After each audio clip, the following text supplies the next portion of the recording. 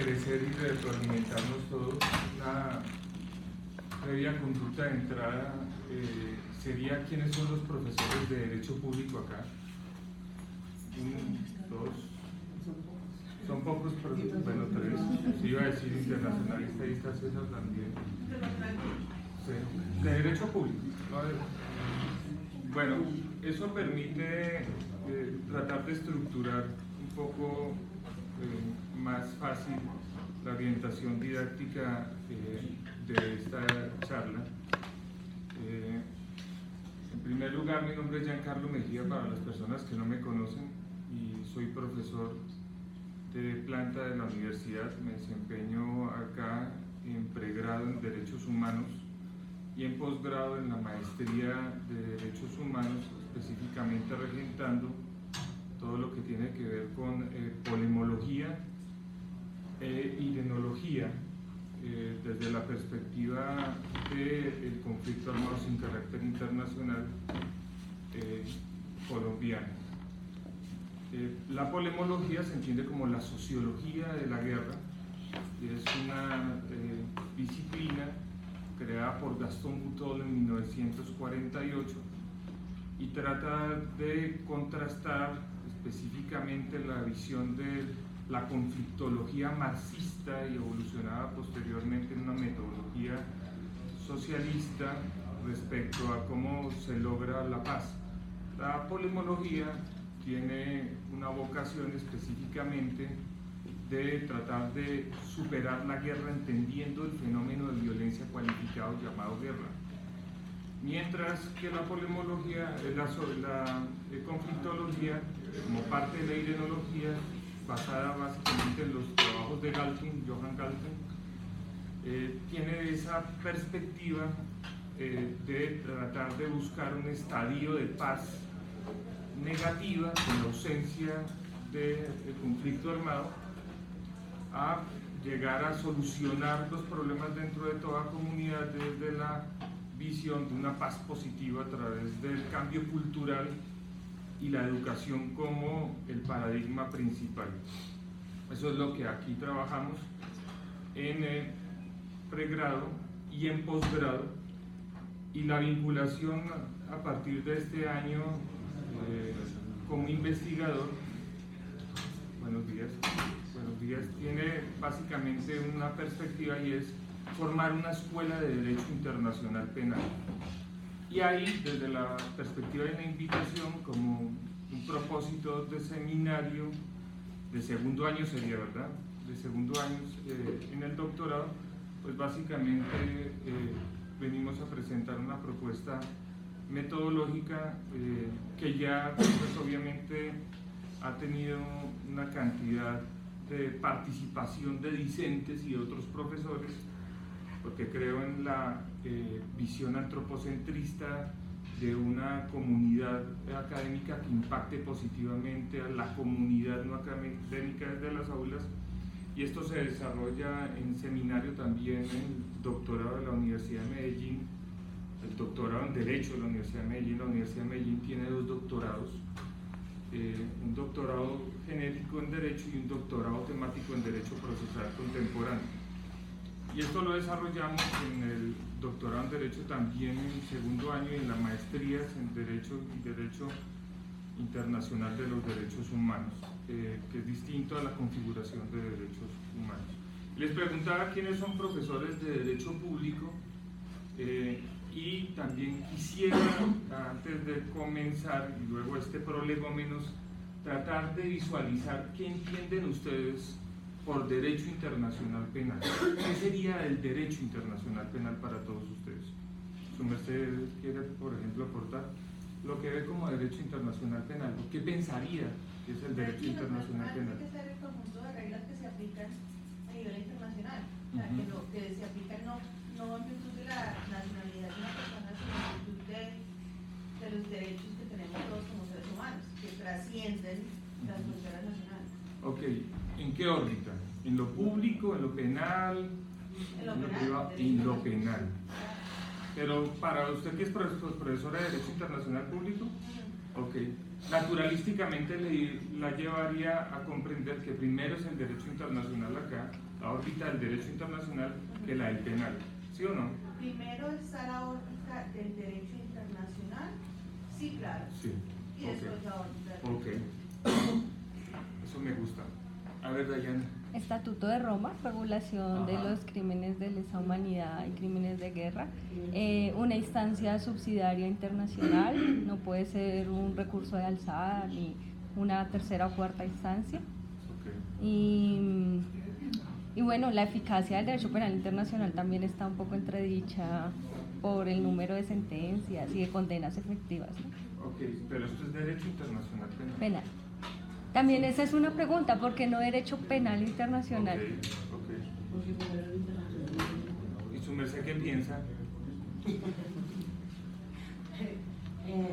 creo que el derecho internacional penal tiene que ver con aquellas conductas que en la esfera internacional constituyen delitos y por ello son conocidas como crímenes internacionales. Ok. ¿Quién más quiere aportar que no maneje internacional ni maneje público? Que sean de privado, o de laboral, o de otra área. ¿Qué les llevaría a pensar que es derecho internacional penal? Nos ha pasado en problemas el caso Santrich. ¿Usted es profesor de qué área? Perdón? No, yo soy público, pero trabajo es en privado.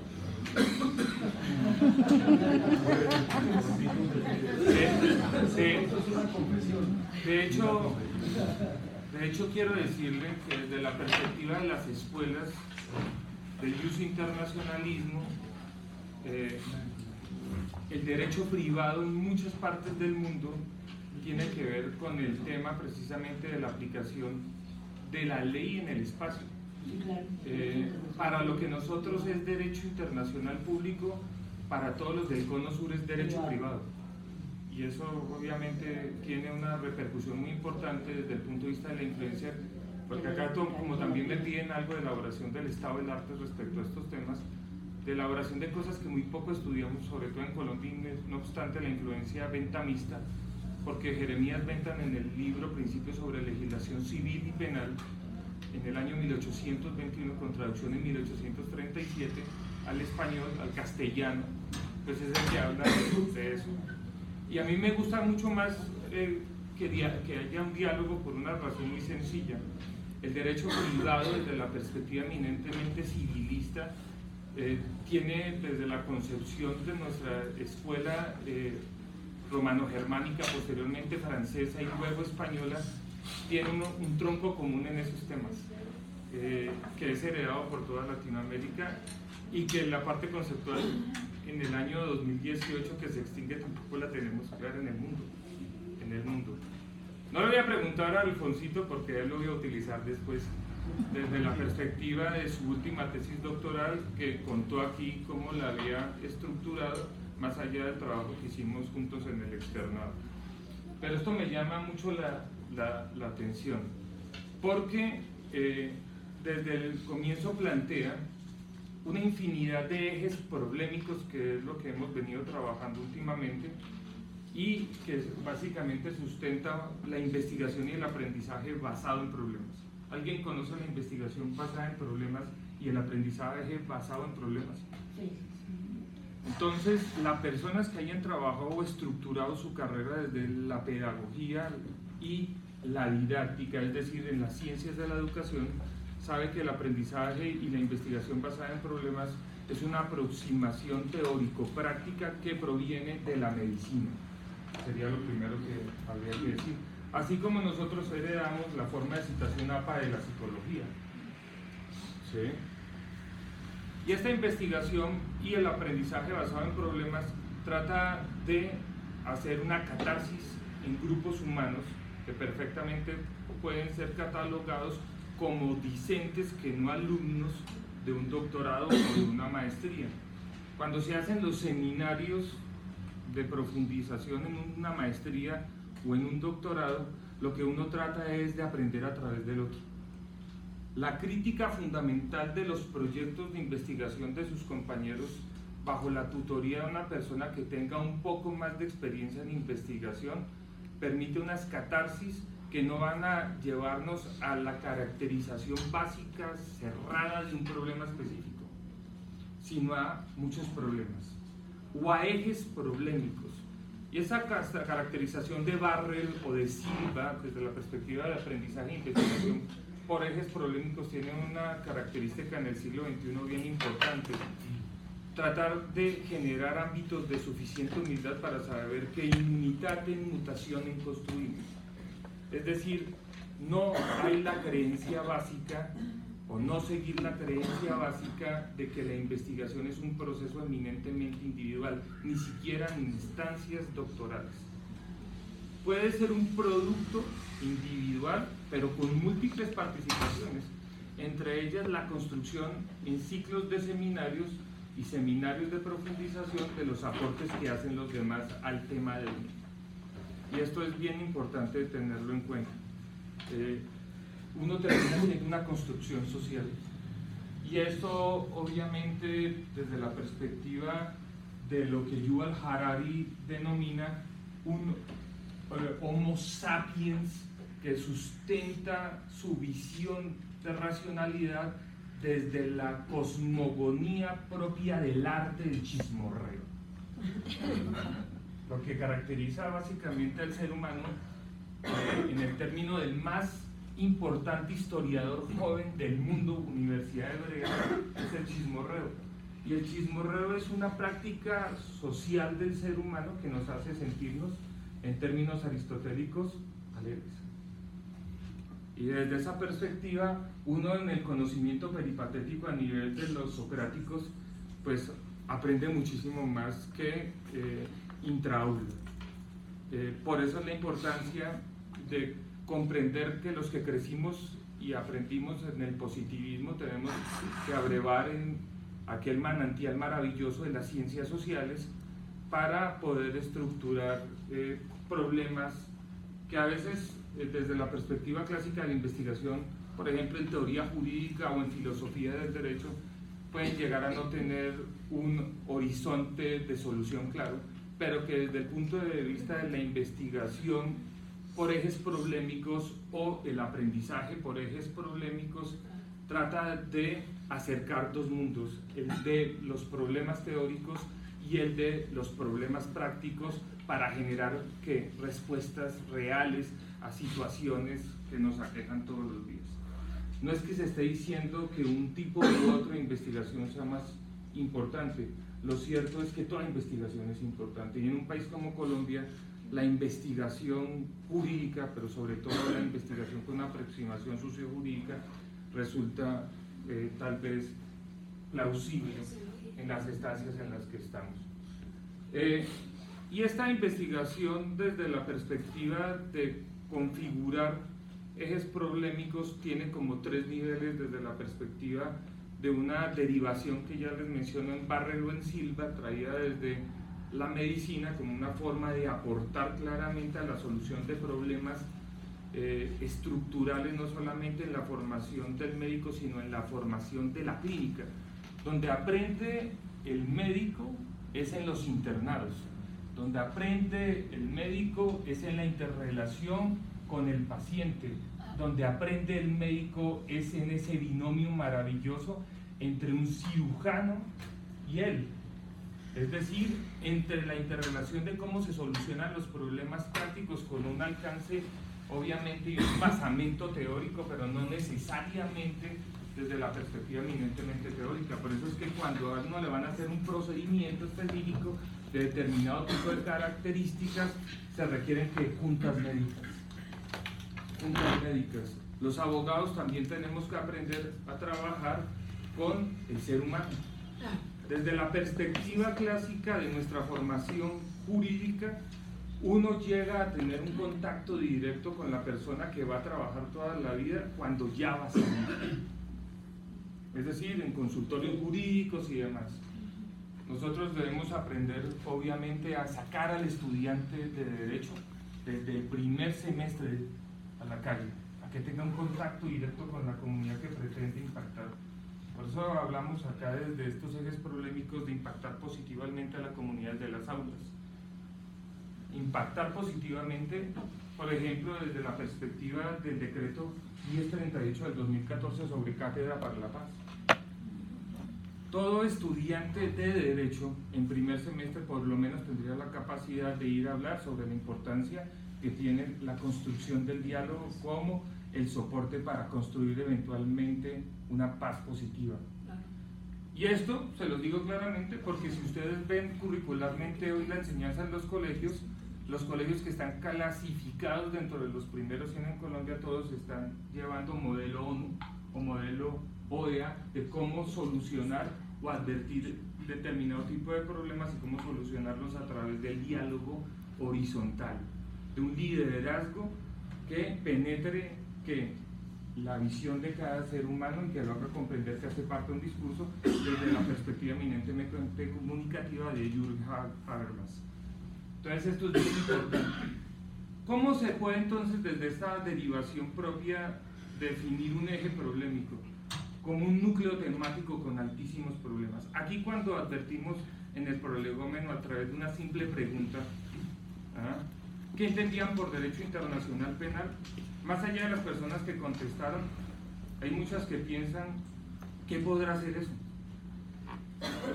Y hay otras personas que contestan de una forma que es mucho más plausible desde este enfoque. Santrich, de una la votó. Claro, votó de una algo que conceptualmente le refleja el derecho internacional penal. También desde una perspectiva eminentemente de alguien que enseña derecho internacional público, no derecho penal. La respuesta fue eminentemente eso proviene del derecho internacional, que puede tener una repercusión en el campo penal y por eso tienen que ver los dos componentes eminentemente con una derivación de una interpretación que es bastante vieja desde la perspectiva de debate académico.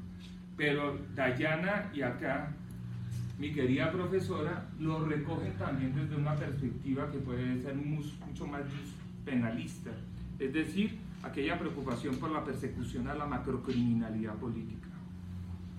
Entonces, sobre un mismo punto conceptual, sobre un núcleo temático, hay ya una perspectiva problematizante desde la parte eminentemente conceptual.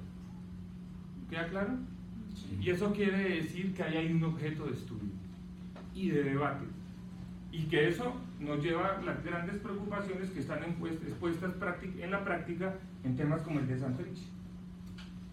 Pero en temas como el de la semana pasada, porque antes de Santrich, un juez en Sucumbíos, Ecuador, llamó a la Junta Militar, a la cúpula militar del año 2008, liderada hoy en día bajo la visión del vicepresidente de la República. El vicepresidente de la República era el director de la policía cuando se hizo la Operación Fénix, el 2 de marzo del año 2008. El general Naranjo, hoy vicepresidente, los llamó a juicio bajo la tipificación de asesinato, por lo que para nosotros en Colombia, de acuerdo con el Código Penal, sería un homicidio agravado, un murder. Y entonces ahí viene otro problema práctico muy claro. ¿Sí? Si yo le pregunto al doctor Daza en su última tesis doctoral, le dirá con la influencia, porque la hizo en España, que para los españoles, para los franceses, para alguna parte de la doctrina escandinava, el derecho internacional penal será mucho más cercano a lo que ustedes definieron. ¿Sí o no? Y lo primero que él esta mañana dice, y tiene toda la razón, es: yo venía trabajando derecho penal internacional, como lo que ustedes definieron. Pero cuando llegué a España me encontré con unos profesores que me dijeron que eso no es derecho penal internacional, que eso es derecho internacional penal. ¿Sí o no? Y cuando ustedes ven la redacción de las 310 páginas del acuerdo final del 24 de noviembre del año 2016 entre el gobierno y las FARC, ustedes ven que por ahí pasó un español de apellido Santiago. Porque 2 veces se hace alusión en el acuerdo al derecho internacional penal. Y el resto de ocasiones, cuando se habla de fuentes, se habla de derecho penal internacional. Y entonces uno diría, ¿es lo mismo? ¿Es lo mismo? Y ahí hay un debate no resuelto entre penalistas e internacionalistas.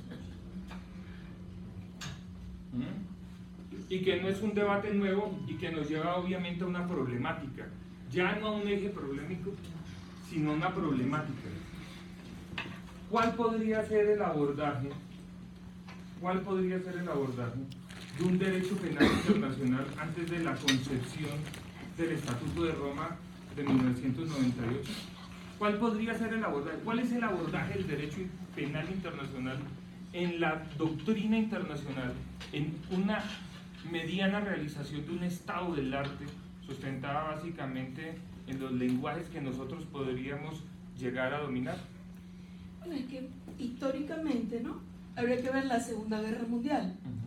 Y se empieza a perfeccionar esa justicia penal internacional o internacional penal, donde se van configurando los tribunales de Nuremberg, después los tribunales ad hoc de Naciones Unidas para delitos internacionales, graves crímenes de lesa humanidad, genocidio, agresión, que es todo lo que ocupa, entiendo yo, el derecho internacional penal. Y sobre todo, pero ya con Roma, el Estatuto de Roma, el sujeto, la persona humana, ya, porque ¿quién es el protagonista del derecho internacional público? Los estados. En cambio, eso se revoluciona con el Estatuto de Roma, porque no es el Estado, es la persona humana, sujeto de responsabilidad penal internacional. Entonces yo creo que sí, con el Estatuto de Roma comienza esa construcción jurídico, normativa, de ese deber ser, de una justicia estable, de un tribunal estable, complementario a las justicias internas, para regular, para ejecutar sobre todo la responsabilidad de los individuos como sujetos también del derecho internacional. Okay. Es lo que creo yo que sí revoluciona un poquito Roma, ¿no? Porque ya el protagonismo no lo tienen los estados, lo tiene la persona. Sí. ¿Alguien quiere opinar respecto a eso? Sí. Sí, a propósito. Mire, es que con la pregunta que usted hace sobre esas fuentes anteriores al Estatuto de Roma, fíjese, como tú lo mencionas ahora, es que para la Segunda Guerra Mundial todo fue una sorpresa. Al momento de terminar la Segunda Guerra Mundial no existía el concepto de delitos como lo tenemos ahora. Tanto que ni siquiera se hablaba de delitos de genocidio. El genocidio no existía. El genocidio se vino ya a definir más por vía de principios en los tribunales de Nuremberg. Pero en el Acuerdo de Londres, del 8 de agosto de 45, no aparecía el genocidio. Se hablaba de crímenes de guerra, se hablaba de delitos de lesa humanidad, y pues no existía ese aspecto. Ahora, ya dentro de lo que se está hablando del derecho internacional penal, como lo ve el español, especialmente es como el conjunto de normas internacionales que incluyen aspectos de derecho penal, que incluyen aspectos de derechos humanos, pero que todas finalmente tienden a revisar el tema de responsabilidad penal individual y el conjunto de normas procesales que se tienen que aplicar. Entonces, básicamente es eso, pero es que no existía nada. En el 45 vamos a encontrar de todo: declaraciones de derechos que hablan sobre la paz, que hablan sobre la convivencia pacífica. A partir ya de los tribunales de Nuremberg y de Japón, pues se habla de delitos, se habla de conductas, se establecen procesos, pero básicamente es con los principios del Nuremberg del 50, en donde más o menos ya se comienza a establecer cuál va a ser esa base o cuáles van a ser las normas que van a regir el juzgamiento de personas por estos delitos. Sí. Entonces, por eso es que el derecho internacional penal incluye todo un conjunto de normas, bien penales, bien de derechos humanos, que entran a regular todo este tipo de responsabilidades. Si no sé que es internacionalista, ¿qué pensaría? El sistema internacional creo que ha recogido, por voluntad propia, por voluntad de los estados, ha recogido unos estándares que a su juicio consideran que son lesivos para ellos mismos y para sus habitantes.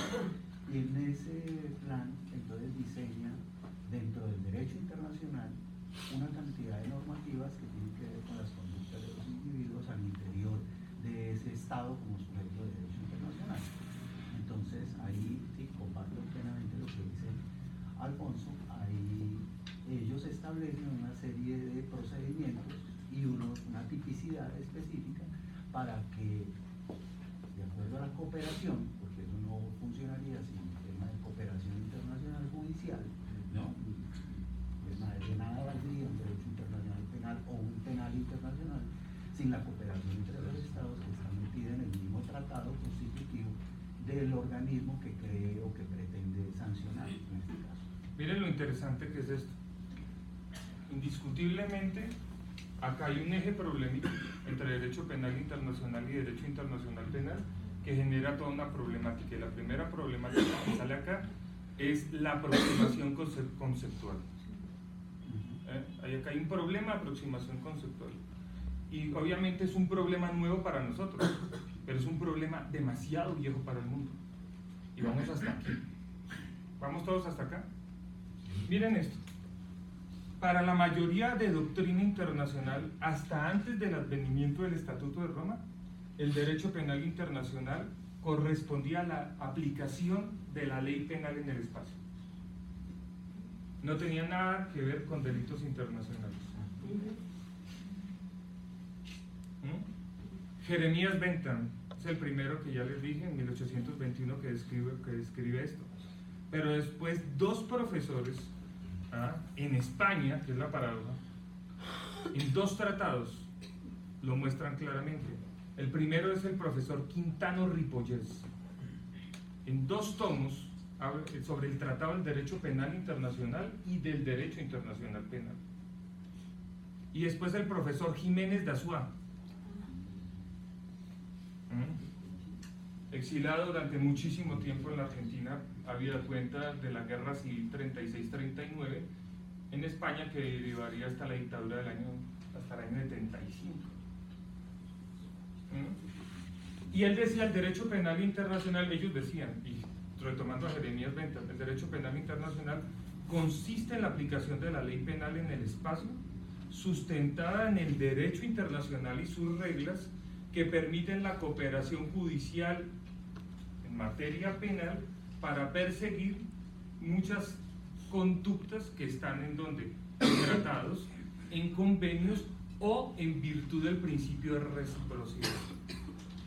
Y cuando aludía al derecho internacional penal, todos estos profesores aludían a la persecución internacional a través de determinado tipo de tribunales de lo que se consideraban los crímenes más graves, lo que llama Alfonsito los delitos internacionales. Señor. ¿En dónde cabría entonces la jurisdicción universal? La jurisdicción universal es una bisagra, pero fíjese que ahí sale que otro problema.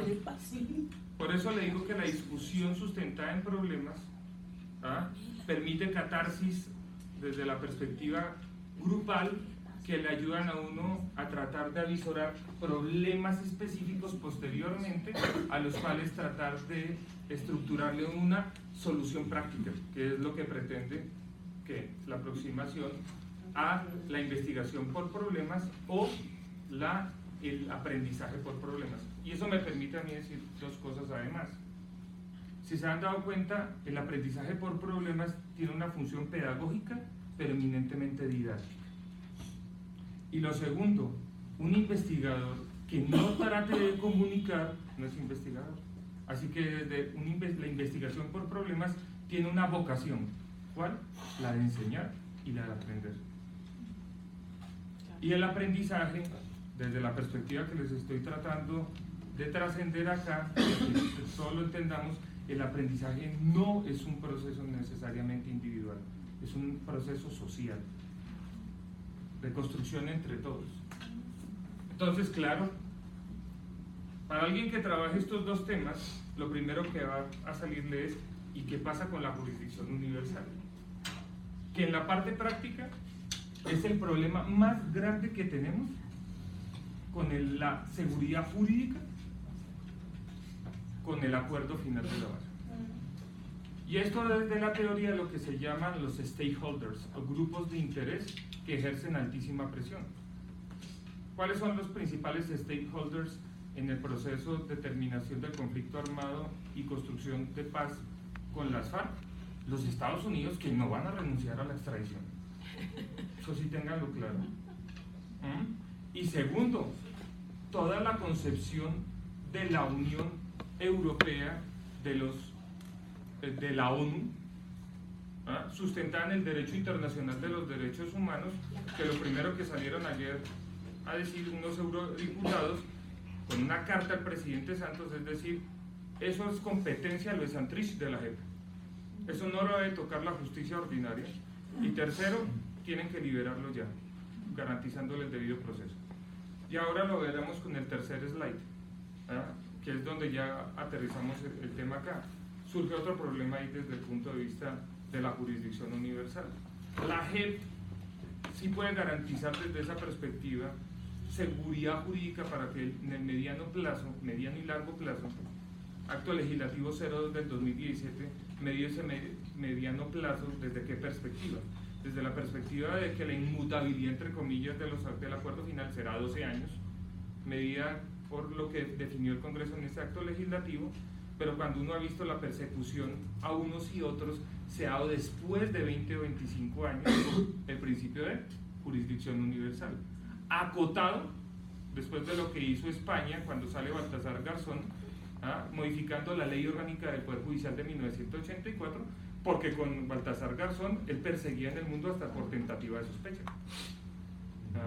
Entonces, claro, ahí hay un problema práctico. ¿Será que las sanciones propias del Sistema Integral de Verdad, Justicia y Reparación en Colombia, o sea, entre 5 y 8 años de restricción de libertades y derechos, sí garantizarán a las víctimas verdad, justicia y reparación, que las compelan a no ir ante la jurisdicción universal para llevarse a esas personas, o incluso una derivación de la jurisdicción universal hoy en día, que no es perseguir a la persona bajo el estatuto personal, sino perseguir sus bienes respecto a crímenes que además son imprescriptibles? O sea, yo puedo perseguir sus bienes sin haciendo la conexión con el crimen, no desde la perspectiva juspunitiva internacional eminentemente retributiva, sino desde una perspectiva eminentemente de derecho civil a través de procesos de responsabilidad extracontractual, como lo que pasó con militares salvadoreños y guatemaltecos en tribunales norteamericanos, que con la amnistía que cayó en el año 2015, luego de los acuerdos de Chapultepec en los años 90, pues no pudieron perseguir a los militares, entonces persiguieron todos los bienes que tenían por todas partes del mundo. Y obviamente eso no da seguridad jurídica desde una perspectiva de una construcción de una paz estable y duradera, desde la concepción anterior a la Carta de San Francisco del 45, que es una visión desde eminentemente las reuniones de Teherán y Moscú en el año 1943. Miren el problema tan grandote de la jurisdicción universal solamente desde esa medida. Pero acá dicen algo que es bien importante. En el año 1996 empieza a trabajar lo que se llamó la conferencia previa a la creación de la Asamblea de Estados Partes, que definió el 17 de julio de 1998 el Estatuto de Roma. Y ya venía esa pretensión muy vieja desde Gustave Moinet, uno de los 4 fundadores del Comité Internacional de la Cruz Roja en 1872, de crear un código de delitos penales internacionales. O sea, un juzgamiento más allá. O sea, que ya venía, además, después del Tratado de Versalles, que es uno de los 5 tratados con los cuales finaliza la Primera Guerra Mundial, esa pretensión de la responsabilidad penal individual, no responsabilizar al Estado de todo lo que pasara por ocurrencia de los crímenes, que viene a ser en Nuremberg lo que se llaman los crímenes contra la paz, que hoy se llama el crimen de agresión, después de la definición dada en Kampala, Uganda, por la Asamblea de Estados Partes del Estatuto de Roma. Y se concentra en el punto de un derecho que empieza a salir del estatocentrismo para llegar a un antropocentrismo. O sea, empiezan los grandes debates en el mundo liderados por el profesor Santiago sobre el derecho global y cómo ponerle el pie encima al derecho internacional público por no resolver en la práctica los problemas de las grandes tragedias del siglo XX y el XXI. Y entonces todas estas definiciones entran en crisis rotunda. Todos estos conceptos que ni siquiera ninguno de nosotros lo abordó en pregrado, porque estos temas no se trataban. Como hoy no se trata, por ejemplo, ni en pregrado justicia transicional, como no se trata como materia en los currículos en las universidades, como materia obligatoria ni siquiera de derechos humanos, con la gran diferencia que hay con derecho internacional de los derechos humanos. O sea, no todavía curricularmente nosotros tenemos pensado y visionado en las facultades de Derecho un país en paz que nunca tuvimos en los últimos 54 años, y que si lo va uno a ver en la práctica y profundamente, es una guerra desde el siglo XIX, desde la patria boba, desde 1811. O sea, aquí podríamos definir esto desde las ciencias sociales en tres grandes escenarios. Los escenarios de Colombia han sido guerra, amnistía, constitución. Guerra, amnistía, constitución. La constitución del 91 es un acuerdo de paz con el M-19, con el Tintín Lame y demás. ¿Y qué fue todo el siglo XIX? Guerra, amnistía, constitución. No hay nada más político que la guerra. Karl von Clausewitz, libro de la guerra. Salvo la paz. Michel Foucault, genealogía del castigo. Y miren, entonces, ¿qué decía Clausewitz? La guerra es la prolongación de la política por otros medios. ¿Qué decía Foucault? La política es la prolongación de la guerra por otros medios. ¿Qué sintetiza Bobbio desde la perspectiva de democracias imperfectas? Todo acuerdo de paz termina siendo una nueva constitución. Desde esa perspectiva de una trazabilidad, una línea de tiempo, ¿qué es lo que varía? Que nosotros siempre hemos tenido guerra, amnistía, constitución, pero ahora tenemos guerra, amnistía, comisión de esclarecimiento de la verdad. ¿Y para dónde vamos? Después de eso, constitución.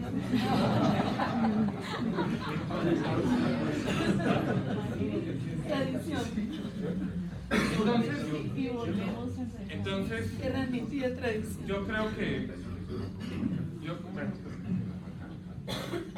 Foucault además también decía que el derecho es otra forma de guerra. ¿Sí?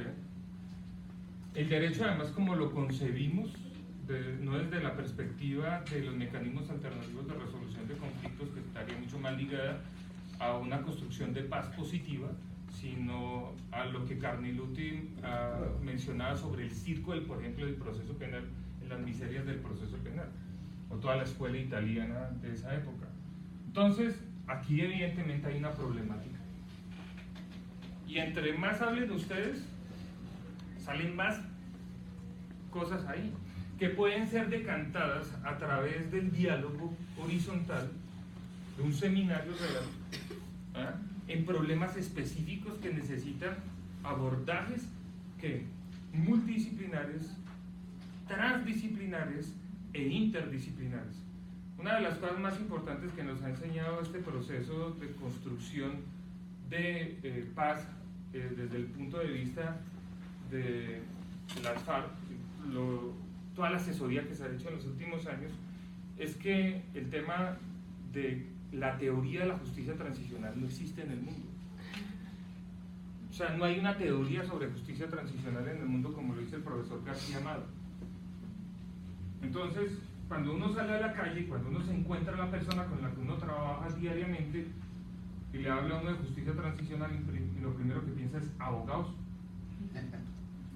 Y resulta que aquí el positivismo de nosotros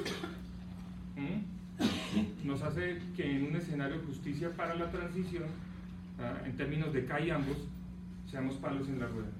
Porque todo lo vemos desde la construcción de la norma y lo que dice la norma y lo que dice la jurisprudencia. Entonces viene un politólogo y le dice a uno, A mí me importa 5 lo que diga la 1448 sobre víctimas. Mi posición sobre víctimas es esta. Viene el sociólogo y le dice, no, usted se equivoca, señor abogado, eso no es así. Pero la gente en la calle piensa otra cosa. Y ahí surgiría otro problema desde la perspectiva de la investigación por ejes problemáticos grandísimos. Que la describe Laura Gil hace 2 días en su columna En el Tiempo. Dice acá el más grave problema que hubo se llama la parte de pedagogía y didáctica en la comunicación de lo que se estaba haciendo, que es la gran virtud de este gobierno en la parte externa, de coger a todos los stakeholders, hacerlos participar, grupos de interés, hacerlos participar y decir, señores Corte Penal Internacional, hagámonos amigos, venga para acá. ¿Y cómo se hacen amigos? Desde el punto de vista de las relaciones internacionales, entre comillas amigos, ¿no? Porque es un grupo de intereses muy puntual y específico en determinado escenario. Pues Colombia fue el primer país en toda la región, el 6º en el mundo, que firmó con la Corte Penal Internacional en el año 2011, iniciado este gobierno, un acuerdo específico, un tratado internacional para ser Estado receptor de condenados en la Corte Penal Internacional. Con una sobrepoblación carcelaria en Colombia, si ustedes leen a Mauricio Martínez Sánchez, o sea, aquí no hay donde meter una persona más, pero no. En el año 2010, el presidente Santos fue el primer mandatario en el mundo en hablar en la Asamblea de Estados Partes de la Corte Penal Internacional. Y lo primero que hizo cuando quedó electo presidente no fue ir a Estados Unidos, porque él es formado en Estados Unidos, sino irse para Europa a buscar a Baltasar Garzón. Por una razón muy clara, la jurisdicción universal, porque él era el ministro de Defensa el 2 de marzo del 2008. Entonces, acá hay unos problemas que un abordaje de un abogado penalista no lo ayudaría a solventar. De un abogado internacionalista tampoco lo ayudaría a solventar. Necesitamos, es la unión de visiones para poder generar problemas específicos. Fíjense que siempre le dicen a uno, bueno, ¿y cuál es el problema de su investigación? ¿Y por qué no pensar en cuáles son los problemas alrededor de esta investigación? ¿Por qué no es estructurar un poquito estos temas? Porque hasta en eso somos impresionantemente psicorrígidos, ¿no? Lo que no hacen las ciencias sociales. Señor. Sí. Yo veo aquí, me surge una inquietud. Entre más les surjan, mejor. Yo soy privatista. Sí. En materia, en este tema, nosotros manejamos un tema que se llama jurisdicción indirecta. Sí. Y obviamente fundada en tratados de colaboración judicial. En la medida en que si un individuo que ha cometido delitos en diferentes países tiene sus bienes ubicados en diferentes lugares del mundo, como hoy en día sucede cotidianamente, ese campo del derecho penal internacional tendría una extensión en la aplicación de la jurisdicción indirecta en materia de derecho privado. Total. ¿Sí? Y hasta dónde llegaría en ese punto la independencia del derecho, digamos, privado en materia de jurisdicción indirecta en derecho privado internacional o en derecho internacional privado. Si usted me regala su mail, le voy a enviar el libro condensado de Jeremías Benta, escrito en 1821, para que vea la importancia de los aportes que un área del derecho le puede hacer a la otra, porque los principios sobre cooperación están fundamentados más en el privativismo que en la parte de derecho internacional público. El moderno civil. El moderno surgió de 1903, que era un señalando la conducta fonológica, jurídica y culpable. Entonces, desde ese punto de vista, entonces podríamos decir que para esos efectos el derecho internacional no es un auxiliar del derecho penal internacional. no, para mí son áreas que van a ser, y los problemas no se solucionan desde los estancos que nosotros creamos después, porque si usted se da cuenta, von Jering, si usted se da cuenta, von List, si usted se da cuenta, Bentham, ¿qué tenían? Una visión integral del derecho, una visión sistémica del derecho. Fuera de eso eran filósofos y fuera de eso eran hábiles comunicadores de lo que querían hacer. Y mire, precisamente respecto, acá lastimosamente no se puede ver, pero cuando uno lo baja al tema específicamente del derecho internacional penal, el eje problemático es lo que usted acaba de mencionar. Principio de cooperación judicial horizontal y vertical en la era de la globalización. Y ya le digo, ¿cómo se persiguieron los bienes de los militares salvadoreños y guatemaltecos por las leyes de amnistía? A través del derecho civil, de las reglas del derecho civil, en tort cases en Estados Unidos específicamente. O sea que sería esa manifestación de la cooperación judicial en materia civil con efectos eminentemente a nivel penal. Caso no te que en consecuencia ahí el problema se vuelve más complejo, ¿no? Porque en ese ámbito de aplicación de la jurisprudencia de cada país es variable. Y en consecuencia el reconocimiento de ciertos actos judiciales no siempre, en virtud de esas reglas, se aplica de manera tranquila. Claro. Por eso la parte final del eje problemático propuesto acá se llama en la era de la globalización. Entonces, si nosotros cogemos a Huntington, lo proyectamos desde el punto de vista de Martha Nussbaum en su libro sobre los límites de la justicia, en su tercer eje problemático, que es la justicia global y de cooperación, bajo la perspectiva eminentemente de la visión de un ser sintiente humano, porque el otro eje problemático que él trata es el del ser sintiente en humano, para una construcción más hermosa de un contrato social desde una perspectiva del siglo XXI. Nos vamos a dar cuenta que posiblemente estamos en las antípodas de un estadio de las tribus humanas, las nuevas tribus humanas, lo que lleva a cada uno de los problemas más graves, en términos de Roberto Vergali, que es la decadencia del principio de soberanía. Perfecto, pero yo voy un poco, digamos, por otro lado, y es en países como el nuestro, en el que si usted mira el concepto de justicia que tienen inclusive servidores públicos, hablan de justicia, hablan del tema penal, pero el resto del derecho queda a un lado. En sistemas como este, en el que nosotros todavía nos regimos por códigos civiles decimonónicos, ¿sí?, en los que las nuevas problemáticas de un mundo globalizado no encajan adecuadamente muchas veces, y hay que acudir a la jurisprudencia, inclusive a la Corte Constitucional, para armonizar esa normatividad con los fenómenos sociales, culturales vigentes. Se presenta un problema en la aplicación, serios problemas en la aplicación y en la efectividad de tratados internacionales de cooperación judicial. Desde ese punto de vista, es muy importante lo que usted está planteando, pero igualmente urgir la armonización y actualización de nuestras normas, porque es que modificar el Código Civil para un parlamentario o para un político, eso no tiene sentido, porque es que eso no es palpable el beneficio para la sociedad.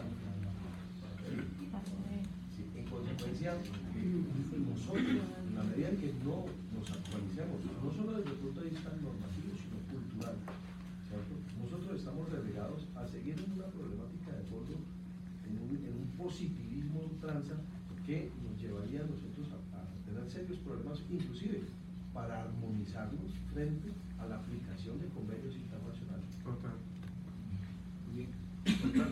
Que obviamente eso nos lleva al debate entre globalización y ultranacionalismo, que es lo que se está dando hoy en el mundo. Localización. Muchas gracias por sus aportes. Un comentario desde el punto de vista, digamos, del eje problemático. Indudablemente esto nos pone de nuevo sobre la mesa el debate acerca de si y cómo el derecho pertenece a las humanidades y por supuesto, qué tipo de humanismo defiende determinado ordenamiento jurídico y sobre todo lo que decía Carlos, ¿no?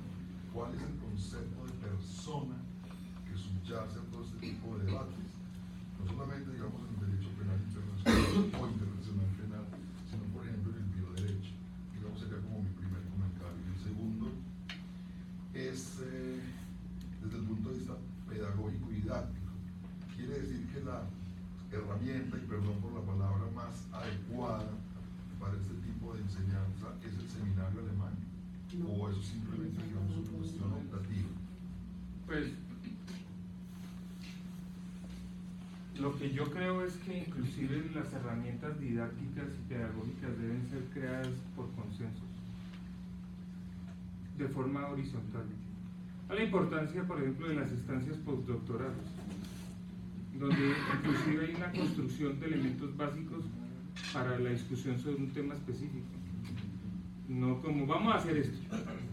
¿Por qué no construimos una mejor forma de aproximarnos a los temas? Y obviamente sobre el concepto personas y el concepto del maestro Restrepo Fontalmo sobre una construcción de una teoría del humanismo. Ahí estamos todavía. Fíjese que son temas que desde múltiples visiones, pues obviamente le permiten a uno elaborar cosas mucho más comprensivas. Pero fijémonos acá algo bien importante, con base en lo que aquí se dijo. Cuando llega 1943 en Teherán y en Moscú, esas reuniones entre Stalin, Churchill y Roosevelt, ya había claramente una configuración de la responsabilidad penal individual, ¿ah?, a través de un tercero que no siguiera los mismos problemas que tuvieron en la terminación de la Primera Guerra Mundial con los juzgamientos fallidos al Kaiser Guillermo II, que se va y se esconde en los Países Bajos para evitar la extradición, y el juzgamiento a través del Audedere Adjudicare en los tribunales de Leipzig en Alemania, que no funcionaron obviamente, porque usted ponía a los alemanes a juzgar a los propios alemanes, pero no iba a pasar. Y eso nos lleva eminentemente a un problema gravísimo acá, que es cómo se erige un tribunal independiente e imparcial. ¿Cuál es el significado de un tribunal independiente e imparcial? ¿Qué es lo que todos debemos pensar, por ejemplo, hoy en día respecto a la gente? ¿Qué significa un tribunal independiente e imparcial? Vuelvo y repito, para que el derecho no se convierta en una herramienta de guerra en términos de la justicia de vencedores, tal y como lo esgrime uno de los más cercanos amigos de Ferrajoli, que se llama Danilo Solo, en un libro precisamente que se llama Justicia de Vencedores. Entonces, ¿cómo lograr nosotros eso? Y entran estas concepciones a partir de 1943, la Carta de San Francisco en el 45, tribunales de Nuremberg y del lejano Oriente 45-46 extendidos hasta el 49, entra la grande preocupación de cómo configurar algo que es bien importante. Un derecho que se encargue de perseguir a lo que en términos de Antonio Cassese se llama la criminalidad del sistema, o sea, de los crímenes más graves. Y el problema más grande aún, cómo hacer efectiva esa persecución. Y todo el tema de cómo hacer efectiva esa persecución no es un tema tanto del derecho penal, es un tema del derecho internacional. Cooperación. Sin cooperación no sirve nada de eso. ¿Sí? Y eminentemente cooperación tiene un ligamen fuertísimo con ¿qué? Total. Por eso acá no se discutió bien este tema en La Habana, porque toda la propuesta del gobierno es tranquilos, al fin y al cabo quien extradita es el presidente y él tiene la discrecionalidad de hacerlo, ¿no? Entonces no entiende un mundo globalizado, porque esa perspectiva en un mundo globalizado le indica, si así vamos a tratar el tema de la extradición, entonces vamos a tener acá una gran cárcel de 2.070.000 kilómetros cuadrados llamada Colombia, porque usted sale de las fronteras patrias y a través del principio de jurisdicción universal se lo pueden cargar para donde quiera. ¿Me hago entender? Sí. No hay seguridad jurídica. O sea, creamos una cárcel bien grandota para unos y otros.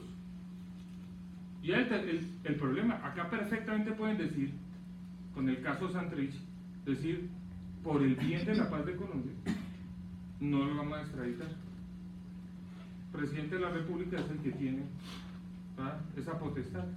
Pero ese señor no podrá volver a salir de Colombia. Porque los Estados Unidos no van a renunciar a cogerlo. Y voy a decirles le voy a decir una cosa.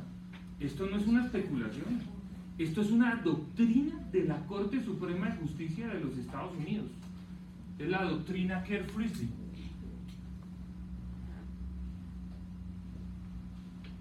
Que se sustenta en algo que es terrible. Se llama male captus bene detentus.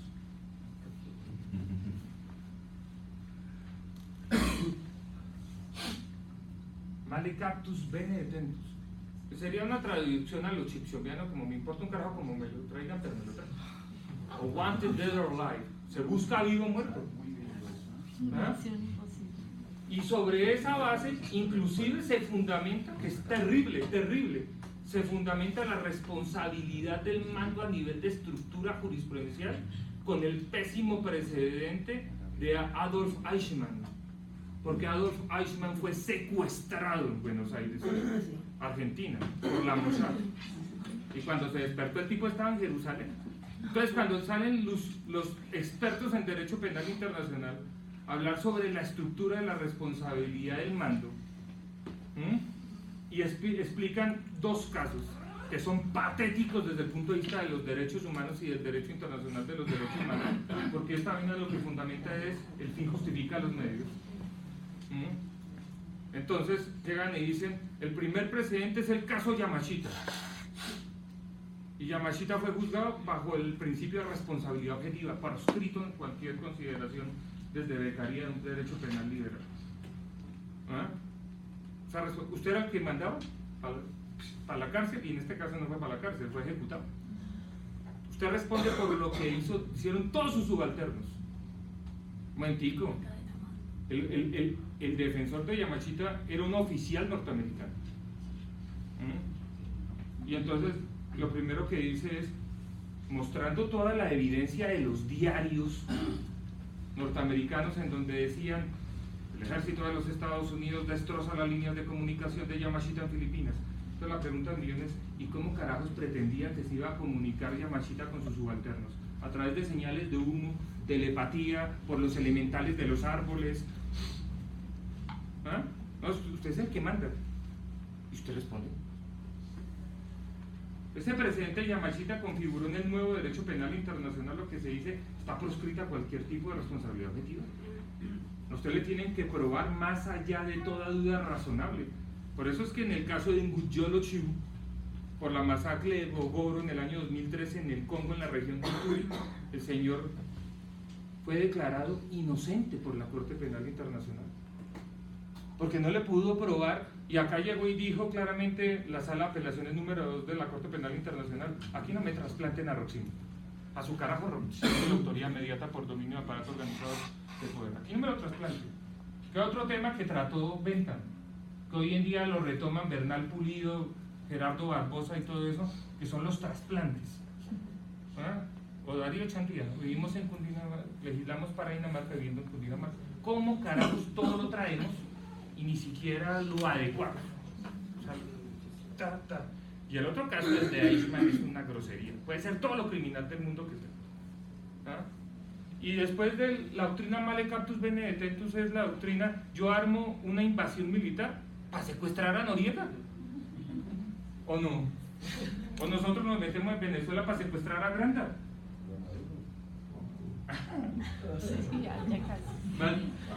Male captus bene detentus. Y la Corte Suprema de Justicia de los Estados Unidos en el caso Álvarez Machain, estos dos casos se parecen, el caso Kerr y el caso Álvarez Machain. En el caso Kerr, este señor mata a su esposa, 1863, y se va en buque hasta Perú, llegó al Callao, lo solicitó en extradición a Estados Unidos. El Perú dijo, Y entonces literal, se montaron en la costa del Pacífico en un barco, 2 cazarrecompensas con el aviso y todo, con caballo y todo. Llegaron a Perú, lo buscaron y ¡prum! Ahí apareció, se busca vivo o muerto, allá apareció el señor ¿qué? Y en el caso Álvarez Macha, ahí en la Corte Suprema de Justicia de los Estados Unidos le dice, todo alien, como nos llaman a los migrantes, lean las sentencias americanas, aliens, todo extranjero, todo migrante, sea migración voluntaria u obligatoria, no tiene debido proceso, sino a partir del momento en que se sienta en nuestros tribunales. Esto es igual a decir, no me importa nada la captura. ¿Y cómo le hicieron? Nada. Entonces, llega el año 98, llega el año 98 y la Asamblea de Estados Partes crea el Estatuto de Roma. Y tiene toda la razón. Se entroniza en el mundo la responsabilidad penal individual y el mundo del derecho, no el del derecho penal, cambia. Porque entonces deja de ser el ser humano sujeto de protección clásica del derecho internacional público y empieza a responder.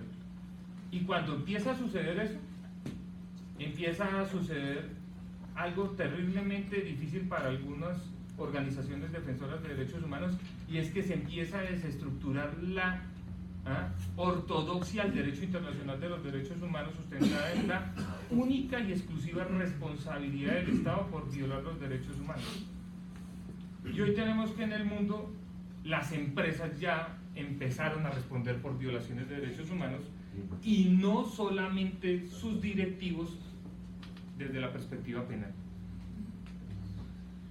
La responsabilidad penal de la empresa. No solamente la responsabilidad penal de la empresa, porque eso sería derecho penal de tercera y cuarta velocidad, sino responsabilidad moral, política, de las empresas a nivel de violaciones a derechos humanos y a derecho internacional de los derechos humanos. Pero hay toda una línea en la ONU, toda una línea hoy en día en la OEA que se llama responsabilidad empresarial por violaciones de derechos humanos, y surgen todos los principios voluntarios de respeto por las empresas, que además les da una cantidad de puntos a nivel internacional de buenas prácticas por respetar los derechos humanos. Me referí en concreto a la legislación española, donde ya va a decir, han superado esa concepción de que la empresa no responde penalmente por sus empleados y por los delitos de los empleados inclusive, y han generado todos estos programas de compliance que surgen precisamente en los Estados Unidos, y la empresa se exceptúa penalmente si demuestra que tiene sistemas para evaluar, para prevenir delitos, pero claro, yo creo que todavía está en una perspectiva meramente en términos de mercado, porque si la empresa permite que se cometan delitos dentro de la empresa y sus empleados cometan esos delitos, se lesiona el mercado por competencia desleal. Pero obviamente esa perspectiva también en el sistema interamericano se está evaluando, de la responsabilidad de las empresas, de los grupos, de los sindicatos, también en términos de violaciones de derechos humanos. Pero yo creo que esa evolución también, que en España ya tiene una regulación, y aquí lo han explicado también bastante bien acá en la Universidad Católica, yo creo que son perspectivas también bien interesantes, ¿no? Total, porque es la escuela escandinava que habla sobre empieza a hablar y a trascender en el mundo, y después llega a Estados Unidos, específicamente a Harvard y demás, sobre la visualización horizontal de la responsabilidad penal de la empresa. Sí, porque allí lo interesante también, qué delitos se están persiguiendo. Por ejemplo, narcotráfico. Es decir, son el lavado de capitales, blanqueo de capitales, es decir, son delitos que hacen un gran daño social. Yo creo que por eso es esa relevancia que veamos una ficción jurídica de una empresa que comete delitos, pero precisamente por esos daños tan antijurídicos, como es el caso de los crímenes internacionales. ¿Cuál es la relevancia de los crímenes? Que es contra, es decir, el sujeto lesionado en la humanidad. Ya no es una persona, sino toda la humanidad, la dignidad humana representado en esa gran masa de seres humanos que padecieron genocidio, lesa humanidad, graves crímenes de guerra, ¿no? Entonces, mire eso, la importancia de esos temas y Sí, todo lo que sale por el de las daño problemáticas. jurídico. En el orden de ideas de la profesora Formalía, yo quisiera entonces aclarar un poco si la responsabilidad penal corporativa existe en este momento. Porque estamos hablando de, o al menos yo no soy penalista, pero a mí me dicen, a mí me hablan de derecho penal y yo estoy entiendo derecho punitivo. Sí, y cuando hablamos de multas o de sanciones económicas, no estamos hablando, en mi opinión, de derecho penal. ¿Cierto? Entonces, en ese orden, en ese marco que yo entiendo, existe el derecho penal corporativo. Sí, es que Existe. además es uno de los más grandes Derecho debates. penal internacional. Claro, es uno de los más grandes debates que hay también acá en estos temas. Porque cuando uno trata de decantar desde esta problemática entre el estatocentrismo y el antropocentrismo, los problemas jurídicos, una visión mucho más amplia, pues le empiezan a salir todas esas cuestiones desde la perspectiva eminentemente conceptual. Y un mundo en crisis, en términos del índice global de paz, un mundo en crisis es un mundo que no piensa en los conceptos. Es decir, un mundo en constantes guerras no es capaz de estructurar adecuadamente conceptos. Que eso lo describe Steven Pinker en un libro que les recomiendo a todos porque además es un libro de vida, que se llama Los Ángeles que llevamos adentro, del año 2011, donde él explica prácticamente los niveles de violencia sistémicos que existen en todas las sociedades, inclusive los niveles de violencia sistémicos a través de la violencia psicológica o emocional, que no tiene una representación gráfica, que ayuda a evidenciar otro tipo de guerras. Todos estos debates son de este mundo. ¿Y a qué se le van a poner todos esos debates? A los ultranacionalismos, a las concepciones eminentemente cerradas. Sí, y obviamente lo que requiere es del aporte de todos. No, es frente a la temática, lo que pasa es que el delito de la empresa es un tema bastante complicado, bastante amplio, y no estamos tratando como si fuera una sola cosa. Incluso tiene una línea que es la que viene del derecho norteamericano, del common law, que es práctica, que es sencilla, y otra que viene de la parte alemana, donde se habla que es que el modelo de organización de la empresa es como se comunica a través del mismo, teniendo en cuenta que así la culpabilidad se requiere en su organización, y por eso es que los programas de compliance hacen que la persona se exima, pero no porque no responda por sus subordinados, sino porque su culpabilidad es ajena a la de los comunicados, que esa es una teoría de Jacobs más precisamente. Frente a lo de la responsabilidad, depende del autor, pero claramente el derecho penal es solo una rama del jus puniendi, y entendiendo, digamos, a Jacobs bajo los mecanismos o los instrumentos autopoyéticos, ellos entienden que la forma de limitar la interacción en la sociedad es una forma de pena o de sanción, y quitando la plata es como yo limito a una persona jurídica ficticia de relacionarse entre sí. O sea, lo que trato de llegar, no es aclarar, es simplemente expresar como si bien en el derecho penal hemos llegado a concepciones muy importantes, esas concepciones valen la pena, porque el asemejar las dos estaríamos diciendo o llegando al mismo resultado, pero como el camino es muy diferente, es que permitirían un expansionismo del derecho penal desaforado, sin ni siquiera explicar un fundamento adecuado de por qué se sanciona, por qué no. No es responsabilidad de, como se cometió un delito en la empresa, sanciona a la empresa, es responsabilidad de la empresa, pero en Estados Unidos sí manejan otra teoría. Eso es importante cuando hablamos del derecho internacional, del derecho penal internacional, y haciendo la referencia de traer cosas sin ver eso, ver yo qué estoy trayendo y en qué fundamento, porque eso es lo que me va a legitimar. Los trasplantes. Sí. Mire, ahí surge otro problema. Ahí surgiría otro problema más. Y adicionalmente, otro problema de un tamaño gigantesco. ¿Por qué? Porque la empresa hoy en día y su interrelación se está dando a través del derecho económico, del derecho, del análisis económico del derecho. Y ese tópico de análisis llega a unas conclusiones sustancialmente diferentes en la aplicación de instituciones a la empresa. Y la tendencia muchas veces es que esas sanciones, ¿cierto?, que se aplican en el derecho penal empresarial, tienden a desligarse del derecho penal y aplicarse a sistemas de responsabilidad a la empresa, ¿cierto? Desconociendo muchas veces que las instituciones y la estructuración de la empresa como tal se fundamenta hoy en día en gran medida en el análisis económico del derecho y no en criterios muy diferentes. Entonces, ahí hay un choque violento entre instituciones, entre sistemas, pues que es necesario morigerarlo y articular. Para que se morigere, se necesitan vasos comunicantes. Claro. Y esa es la perspectiva de esta aproximación en investigación y aprendizaje.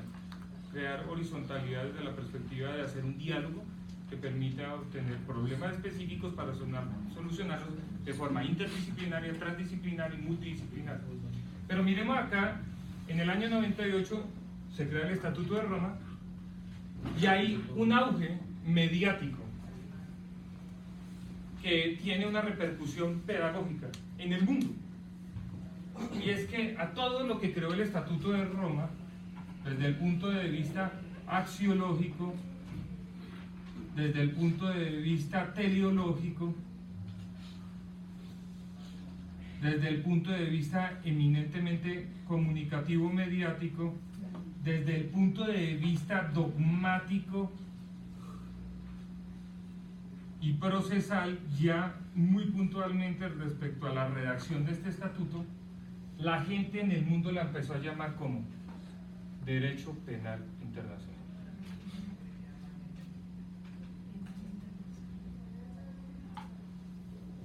O sea, soltaron a España, soltaron a todo el cono sur. Nosotros tenemos en América Latina un tratado que es el de Montevideo, que se llama Tratado de Montevideo de los años 30 del siglo XX, que es de Derecho Internacional Penal. Y tenemos otro de Derecho Penal Internacional, porque uno va a España y el debate obviamente es claro respecto a estos temas internamente. ¿Ah?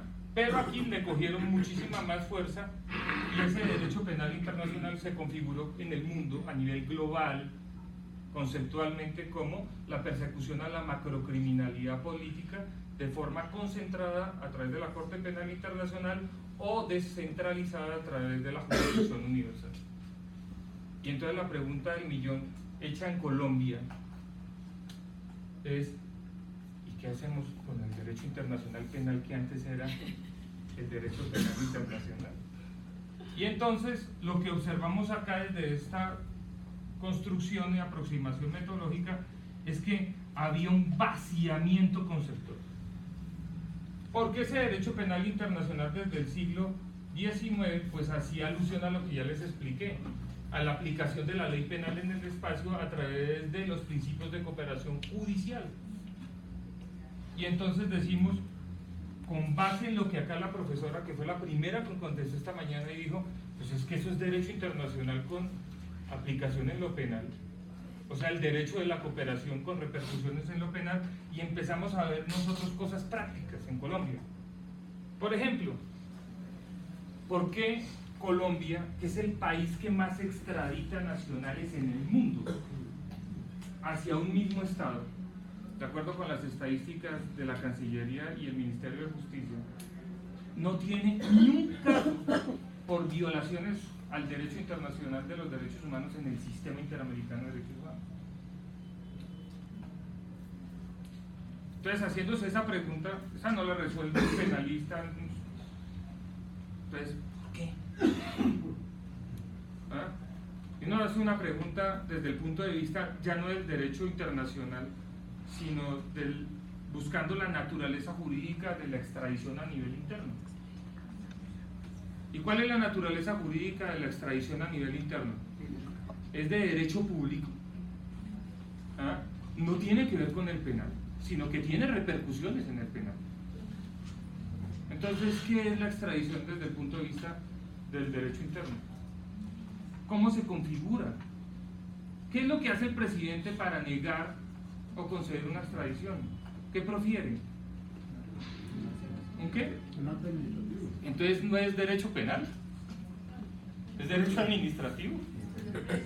Y cuando uno coge el procedimiento, penal, código procedimiento penal, donde trata todo el tema de la extradición, dice que usted podrá tener en la fase administrativa, porque es un sistema mixto, con intervención de la rama ejecutiva y la intervención de la rama judicial, usted podrá tener defensor en la instancia que es eminentemente diplomática. Y la pregunta del millón es, ¿de qué sirve un penalista en la parte diplomática? ¿O en la parte ante el ejecutivo? decir, bueno, eso es otra cosa, si es atriz. ¿Ah? Y si la manifestación al final de cuentas de la extradición es una resolución ejecutiva que expide el presidente de la República, yo no necesito para atacarle a un penalista, sino necesito un administrativista. Y ahí está una de las explicaciones, y esa no se la da el penalista, ni se la es un administrativista. Y dice, todo lo que está acá planteado en el Código de Procedimiento Penal inhabilita una defensa técnica realmente en materia de derechos humanos y afectaría obviamente el artículo 29 de la Constitución Política, porque es que ese abogado no tiene las competencias desde el punto de vista del derecho administrativo. Y entonces viene un constitucionalista y le dice, ¿quiere entenderlo esto gráficamente? ¿Quiere entenderlo en la práctica? ¿Quiere entender cómo una corte constitucional le pega una patada al vacío? Venga, revise esta sentencia que es la SU 110 del 2002, porque es un grito desesperado de la misma Corte Constitucional. ¿Ah? Cuando llega y le dice a una persona que iba a ser extraditada, le dice, ojo, jurídicamente su vía es la nulidad y restablecimiento del derecho. Ojo lo que dice, jurídicamente su vía es la nulidad y restablecimiento del derecho. Pero eso sirve en este momento para lo mismo que sirven los bolsillos en las pijamas Baby Doll. O sea, para nada. Un estudiante un día me dijo que qué falta de creatividad. Entonces, la voy a meter al eje problema. ¿Ah? Me dijo, ahí no sirve para nada. Eso que fue creado en su momento en el Código Contencioso y hoy está en otro tipo de normatividad. ¿Ah? Y entonces le dice, la Corte Constitucional le dice, acá lo único que le sirve es la tutela. Tutela que debe ser colocada a partir del momento en que la Corte Suprema de Justicia expide su concepto y hasta antes, porque si usted mete la nulidad, los gringos no lo van a regresar. ¿Ah? ¿Entiende? Y aquí por ningún lado cabe la suspensión provisional mientras deciden eso. ¿Ah? Llega el SIU de la Dijín y lo entrega en el aeropuerto allá, y allá no le piden pasaporte ni nada y se lo cargan, que fue lo que pasó con Vargas. Usted llevó el caso ante el Vargas alias el Marrano. En esta instancia todo el mundo le mete política.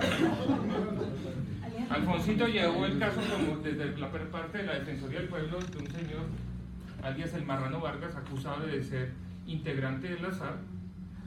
Pasó por la Corte Suprema de Justicia, que lo único que tiene que verificar es la identidad, las cosas formales. Lo extraditaron, ¿ah? Y allá llegó a Estados Unidos, donde la juez del distrito y la juez del distrito le dijo, ¿tú quién eres? Traducción, ¿tú quién eres? Y le dijo, yo soy el Marrano. Y dijo, oh my God, oh mi Dios, ¿qué apellido de Marrano? Tú no eres el Marrano que nosotros pedimos. ¿Ah? Aplica Convención de Viena de 1963, derechos consulares, y llama al cónsul. ¿El qué? ¿Cómo? ¿No sabes qué es un cónsul? Pero si lo sacaron de la selva y lo plantaron allá. ¿Ah? Regresó a Colombia y ¿qué? Reparación directa. Pues claro. Ya no es el Marrano.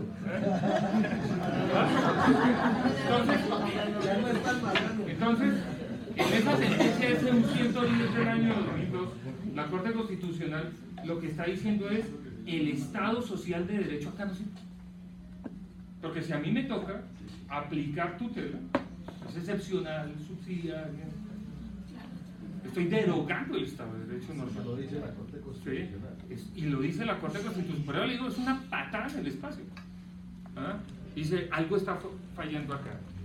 Entonces, sustentado en esto, empiezan a salir una cantidad de preocupaciones. Si no hay un derecho internacional penal hoy en día desde el punto de vista de la manifestación que se dio por la creación del Estatuto de Roma, pero siempre hubo la diferencia en los dos cuerpos normativos entre un derecho penal internacional que hablaba sobre la aplicación de la ley penal en el espacio y un derecho internacional penal que perseguía la macrocriminalidad política. ¿Por qué no darle una carga conceptual a un nuevo derecho internacional penal? Y meter ahí todo el tema del derecho internacional público de la cooperación. Y ahí se meten una cantidad, obviamente, de problemas respecto a muchos temas, porque el derecho internacional penal ya no trataría solamente sobre el tema de la extradición. Y empiezan a salir los ius internacionalistas españoles a controvertir a los penalistas españoles. Isabel Lirola, Alicia Gil y Gil, una cantidad, y dicen, claro, hay un derecho a la cooperación internacional que tiene una multiplicidad además de ámbitos de aplicación y que en el derecho penal se sustenta bajo las reglas del derecho internacional, no bajo las reglas del derecho penal. Y estas son las reglas del derecho internacional en el siglo XXI. Empiezan otro debate grandísimo que es las reglas del derecho internacional en el siglo XXI y las reglas de un naciente y fuerte derecho global, que se estructura que en términos de Roberto Vergali, el concepto soberanía post-westfaliana. Y empieza a decir, mire, aquí nadie puede argumentar soberanía si no tiene instituciones fuertes. Y entonces, entre menos instituciones fuertes tenga, pues usted está a expensas de los stakeholders internacionales, Sistema Interamericano de Derechos Humanos, Sistema Europeo de Derechos Humanos. Dice, pero un momentico, doctor, ¿cómo así que Sistema Europeo de Derechos Humanos si es creado para una instancia con el Convenio de Derechos Humanos de 1950? Yo le tengo que decir, pues pensémoslo más detenidamente, porque uno de los que integró el Comité de Escogencia de los Miembros de la JEP fue un delegado de la Corte Europea de Derechos Humanos.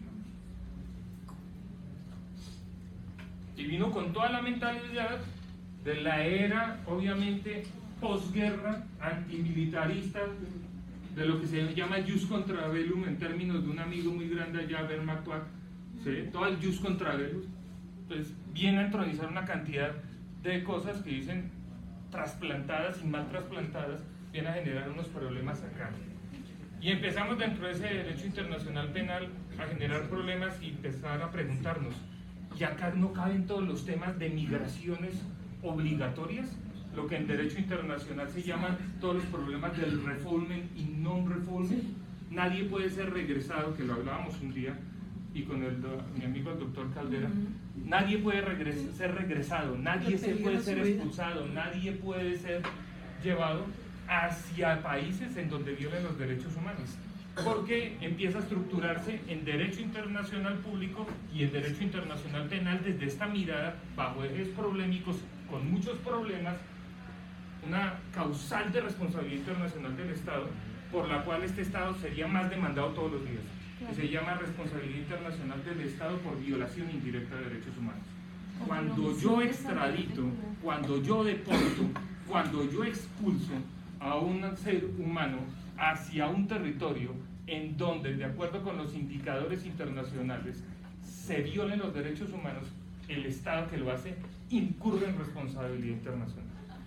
Y empieza a abrirse una cantidad de temas acá a nivel de problemas que obviamente no pueden ser resueltos por una sola persona, ni con un solo enfoque. Tienen que ser resueltos desde la interdisciplinariedad, de la transdisciplinariedad, desde escuchar al otro, desde el escuchar al profesional de ciencias sociales, que es tan importante en estos temas.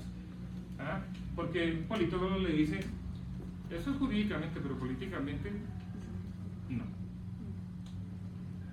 Y uno queda, entonces ¿para qué me sirve toda esta jurisprudencia? ¿Para qué me sirve aprenderme todas estas sentencias de la Corte Interamericana de Derechos Humanos? Y lo abre uno a nuevas posibilidades de cómo resolver problemas prácticos.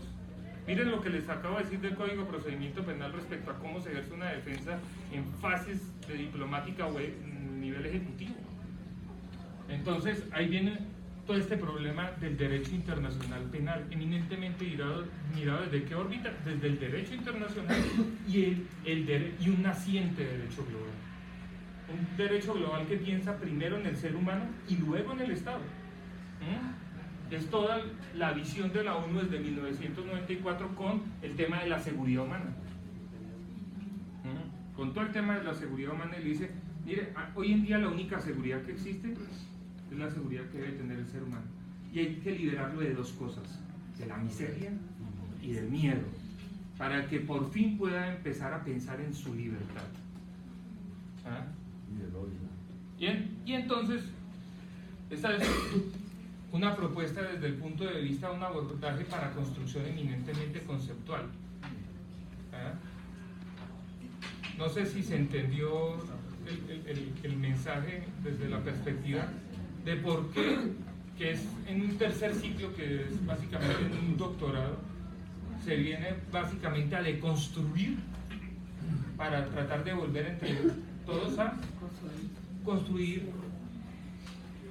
ejes problemáticos, problemáticas que transversalizan el eje problemático como un núcleo temático y generar todos los problemas. De aquí ya me voy con 10 veces más problemas. Pero esa es la perspectiva de cómo con una mirada holística e integral, desde una mirada además que puede ser abordada deconstruyendo también ese concepto de busquen el problema al proyecto de investigación. Bueno, ¿por qué no pensamos en múltiples problemas? Y eso me varía a mí incluso en la forma de abordaje sobre hipótesis.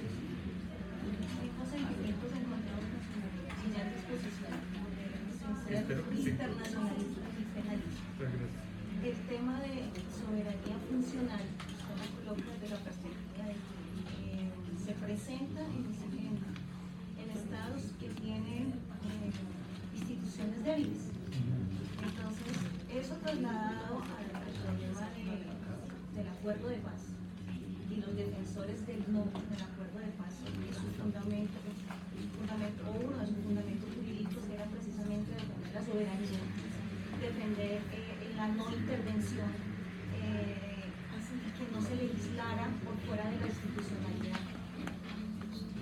Me llega, quiero que me ayude a interpretar si eso es el hecho de tener una soberanía funcional y llevar a la puerta de un derecho globalizado implica que esto se aplica solamente para aquellos países débiles, porque si esa situación, concepto de derecho globalizado, soberanía nacional funcional, se le aplica o se traslada, por ejemplo, a Estados Unidos, pues claramente no encontraría donde ellos lo permean, lo permiten o lo determinan. Yo le agradezco mucho sus palabras de especial deferencia y le cuento que uno de los problemas más bravos acá, que no lo metí porque no me cabía, pero es tremendamente bravo, se llama el problema del nuevo bipolarismo judicial.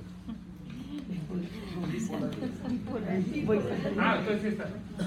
¿Y en qué consiste? Cuando llego al año 98,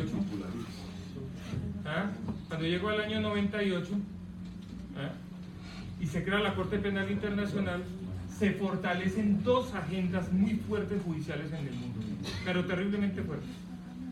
Una sustentada por el Estatuto de Roma por la persecución a la macrocriminalidad política. ¿Sí vamos todos hasta ahí? Crímenes graves. Y eso salió de dos ideas fuertes en el siglo XX que casi ningún tratadista hoy en día a nivel internacional incluso las menciona. La primera idea de crear una Corte Penal Internacional en el siglo XX fue en la Liga de Naciones de Inglaterra.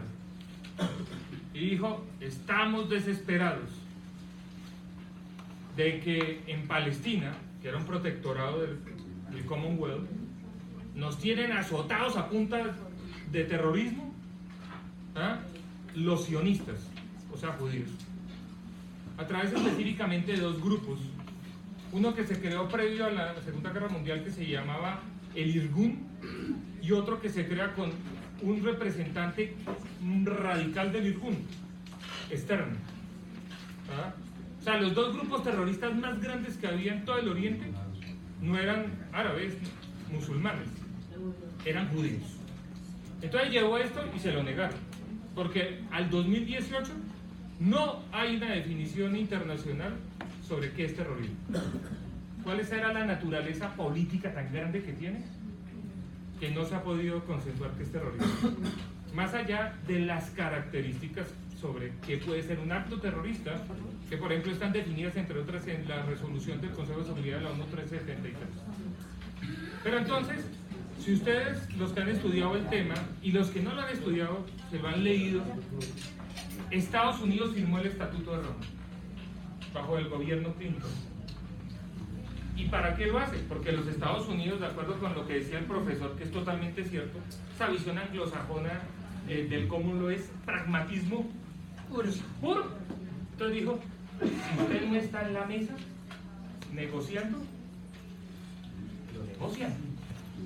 Entonces los gringos negociaron taxativamente, que es la parte política que no se explica a veces por los que son positivistas. Los gringos ayudaron a redactar el Estatuto de Roma en el artículo 98. El Estatuto de Roma dice, muy bonito, no cabe ninguna inmunidad. O sea, acá no hay inmunidad. Pero los gringos redactaron este artículo de tal forma que en muchos estados donde norteamericanos cometan crímenes de competencia del Estatuto de Roma, se lo debemos enviar a Estados Unidos en mala Corte Penal Internacional. Y a nosotros no la hicieron. Se le hicieron a varios países en América Latina, en Europa, en Asia y en África. Apenas salió el Estatuto de Roma con el artículo 98, fue Estados Unidos a cada país y le dijo, me firma este convenio o se acaba la cooperación con ustedes. En Colombia, para que ustedes lo sepan, a partir del año 1962, nosotros tenemos un tratado con los gringos de inmunidad. Ningún militar que cometa delitos en Colombia, norteamericano, ¿no?, puede ser juzgado por tribunales colombianos. Hay que entregárselo directamente a los gringos. Y entonces la Cancillería acá llegó y dijo, pero señores, nosotros tenemos este tratado. Dijo, no sirve, necesito el del 98. Pero sí está el del 62, no el del 98. Nos quedamos con el del 62, dice Colombia. Entonces le dice, entonces menos 150 millones de dólares para el plan Colombia. Dice, entonces, ¿qué hay que firmar? ¿Sí? ¿Ah? En el gobierno Bush, siguiendo a Kelsen y a George Jelinek, en el gobierno Bush, los gringos llegan y dicen, se declara la nulidad de lo firmado en el anterior gobierno Bush, ¿verdad? Y se salen de la corte. Pero ya habían logrado esto. Entonces, si se dan cuenta, acá hay una preocupación en el derecho penal internacional que es eminentemente una agenda, que es la agenda del derecho internacional de los derechos humanos, la ONU, los movimientos de derechos humanos, las coaliciones y demás. Pero en el derecho internacional penal hay una clara agenda de la persecución a los delitos transnacionales, entre ellos terrorismo, narcotráfico y todos los delitos que están en la órbita de la Convención de Palermo del año 2000 y sus protocolos adicionales. ¿Y por qué entonces la denominamos bipolarismo judicial? Porque esta básicamente es una discusión que, si la llevo al nivel de la filosofía, es una discusión Chomsky-Fukuyama. La discusión Chomsky en hegemonía o supervivencia, después llevada a estados fallidos. Estados Unidos es el único país realmente que, y sus aliados son estados fallidos, porque tratan de imponer la cultura americana a culturas anteriores, incluso milenarias. La teoría de Chomsky. Después dice Fukuyama, el mundo está en tinieblas. Estados Unidos viene a salvarlo. Que es el fin de la historia del último hombre. Viene a salvarlo. Y la salvación es a través de nuestra democracia liberal. Y envía toda la concepción de persecución al narcotráfico, que es una guerra perdida, persecución al terrorismo, pero terrorismo internacional. Y con esto hago un paréntesis. El único terrorismo que está bien definido en el mundo es el terrorismo de Estado. Y volvemos al tema puntual del Irgun y el Stern. Cuando se crea el Estado israelí a partir de 1948, entre abril y mayo, todos los que pertenecieron al Stern y el Irgun contra el Imperio Británico pasaron a ser parte del Mossad. Olimpiadas de Múnich 1972. Mueren unos gimnastas judíos. Los del Mossad persiguieron a todos los que habían planeado, ideado, preparado, y lo hicieron a punta de ¿qué? Terrorismo de Estado. Entonces, Si uno cierra ahí el tema, el derecho penal internacional y el derecho internacional penal tienen una configuración también ideológica, y eso es un problema gravísimo desde la perspectiva de un bipolarismo judicial, o sea, una extensión de la Guerra Fría en el escenario judicial. Y ahí es donde le cuento sinceramente. En el año 2006 se acaba la Comisión de Derechos Humanos de la ONU y se crea el Consejo de Derechos Humanos de la ONU, que es trabajado por una troika. Y en esa troika, por ejemplo, Chávez cogió en el EPU una vez a Estados Unidos y le dio sopa y seco desde el punto de vista de violaciones a derechos humanos. Porque se presentó Estados Unidos al EPU y quien presidía la troika era Venezuela en su momento. Y entonces, desde esta perspectiva hay un nivel de pesos y contrapesos. Y ustedes saben perfectamente lo que se llama el sentido norteamericano del sentido imperial, mirado desde Morgan, de los clanes a los imperios. Los imperios se comportan como imperios. Entonces lo primero que hacen hoy en día es proteger a la gente. Los Estados Unidos dejaron de pelear sus guerras con soldados y la pelean con contratistas, con civiles, Blackwater y demás en Irak, y empiezan a aplicar la teoría Fire and Forget, porque ellos comprenden que claramente el día que los empiecen a perseguir por el derecho penal internacional, no va a haber tribunal independiente imparcial realmente. Y ese es el más grande reto en la práctica de la Corte Penal Internacional. Yo les agradezco mucho su atención.